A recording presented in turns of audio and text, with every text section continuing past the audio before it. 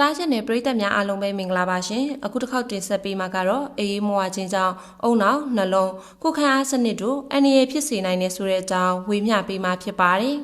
လူအများစုဟာတညကိုအိတ်ချိန်6နာရီအောက်သာအိတ်ဆက်ကြရပြီးအလုပ်ပြီးအားဖုန်းကွန်ပျူတာဆွဲလန်းခြင်းတို့ကိုအကြောင်းပြနေပြီးမဲ့ခန္ဓာကိုယ်ကတော့ကြီးကြီးမားမားပေးဆက်နေရတယ်လို့ကျွမ်းကျင်သူတွေကပြောနေကြပါတယ်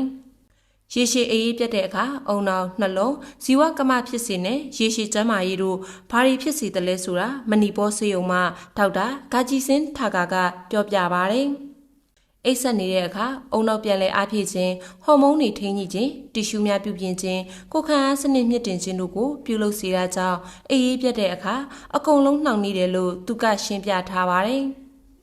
ပထမအဆုံးထိခိုက်တာကအုံနောက်ဖြစ်ပြီးအာယုံစုဆိုင်မှုမှန်ညံတဲ့ဆုံးဖြတ်ချက်ချနိုင်စွမ်းနေကြဆင်းလာကအာယုံထွေပြားခြင်းမေ့လျော့ခြင်းစိတ်ပိုင်းဆိုင်ရာနှောင့်နှေးခြင်းတို့ကိုခံစားရတတ်ပါတယ်။ဒါအပြင်စိတ်ခံစားချက်ထိန်းညှိနိုင်စွမ်းနှောက်ယှက်ခံရကစိတ်ဆက်ခြင်းစိုးရိမ်ပူပန်ခြင်းရုတ်တရက်စိတ်အပြောင်းလဲဖြစ်ခြင်းတို့ဖြစ်စေနိုင်ပါသေးရဲ့။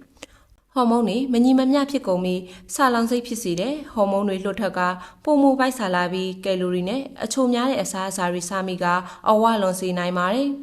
။ဖိစီးမှုဟော်မုန်းတွေများလာသဖြင့်ကြာရှည်လာတဲ့အခါသွေးဖိအားတက်စေကနှလုံးရောဂါအန္တရာယ်ရှိနိုင်ပါတယ်။ကိုယ်ခံအားလျော့နေစေပြီးယောဂဗေဒတွေကနေပြန်လည်သက်သာမှုနှုန်းနှေးစေတတ်ပါတယ်။သွေးရင်းတကြတဲ့မထိန်ချုံနိုင်တော့ပဲစီးကျိုနဲ့ဇီဝဖြစ်စဉ်ယောဂါတွေဖြစ်လာနိုင်ပါတယ်။